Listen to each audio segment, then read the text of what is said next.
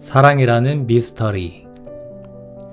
사랑은 미스터리라는 것, 그리고 여태껏 그것을 도외시해왔다는 점에 대해서는 앞에서 언급했다. 지금까지 여기서 거론된 질문에 대해 답변해 보았다.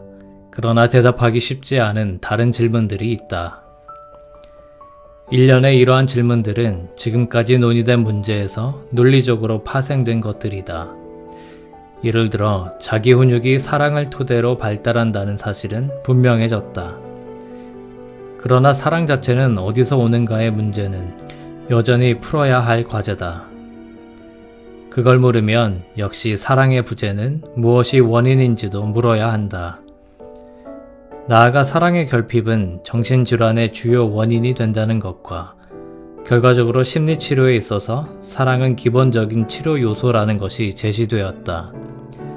사실이 그렇다면 왜 어떤 사람은 사랑이 없는 환경에서 태어나고 자라났으며 끊임없이 버림당하고 무지막지하게 매를 맞았는데도 사랑 넘치는 심리치료의 도움도 없이 어떻든 어린 시절의 경험을 뛰어넘어 성숙하고 건강한, 경우에 따라서는 성자와도 같은 사람이 될 수 있는가?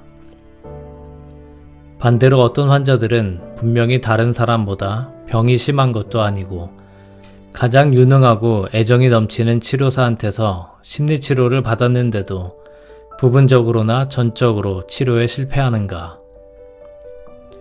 이런 질문에 대한 대답은 은총에 관한 마지막 장에서 다룰 것이다.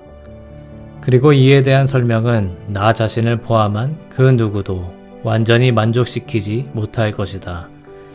그러나 여러분에게 조금이나마 깨달음을 줄 수 있기를 바란다. 사랑에 대한 논의에서 의도적으로 생략하거나 얼렁뚱땅 넘겨버린 주제와 관련된 질문들도 있다.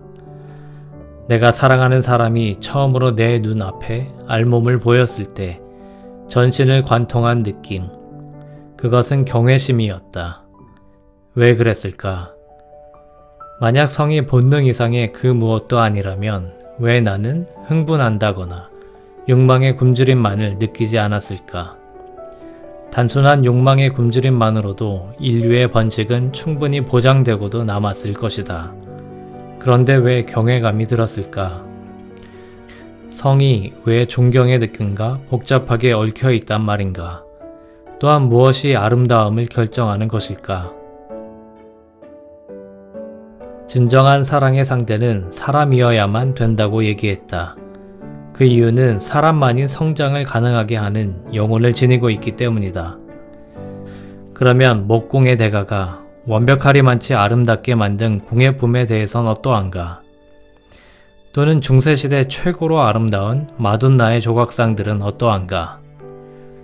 고대 그리스의 델피에 있는 마차를 탄 동상들은? 이런 무생물체도 작품을 만든 예술가의 사랑을 받았지 않았나? 이 예술품의 아름다움은 창조자의 사랑과 어떠한 관계가 있지 않을까? 자연의 미에 대해서는 어떠한가?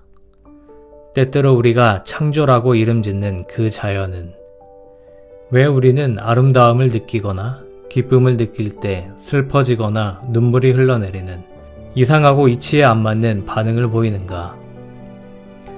음악의 어떤 대목이 악기로 연주되거나 노래로 불릴 때 어떻게 그렇게 우리를 감동시킬 수 있단 말인가? 6살 난 아들이 병원에서 편도선 수술을 받고 집에 돌아온 그 밤, 아직 아플 텐데도 피곤해서 거실에 누워있는 내게 다가와 등을 문질러주자 나는 왜 눈이 젖어오는 감동을 느꼈을까? 아직 논의되지 않은 가장 이해하기 어려운 차원의 사랑은 분명히 존재한다. 이런 것들, 그리고 더 많은 것들에 대한 질문은 사회생물학으로 답할 수 없다고 생각한다. 자아 경계에 대한 지식을 주는 일반 심리학이 조금은 도움이 될지 모르겠다. 그러나 아주 조금뿐일 것이다. 이런 것을 가장 많이 아는 사람들은 종교인 중에서도 신비주의 학파 사람들이다. 이런 문제들에 대해 어렴풋이나마 통찰력을 얻으려면 이들과 종교라는 주제의 도움을 받아야 한다. 그래서 이 책의 나머지 부분은 종교의 어떤 측면을 다루려고 한다. 매우 제한된 방식이지만 다음 장에서는 종교와 성장 과정과의 연관성을 논의할 것이다. 마지막 장에서는 은총이라는 현상에 초점을 두고 그것이 성장 과정에서 어떤 역할을 하는가를 다루려 한다. 종교에 있어서는 수천 년 동안 익숙한 개념이지만 은총은 심리학을 포함한 과학에는 아주 이질적이다.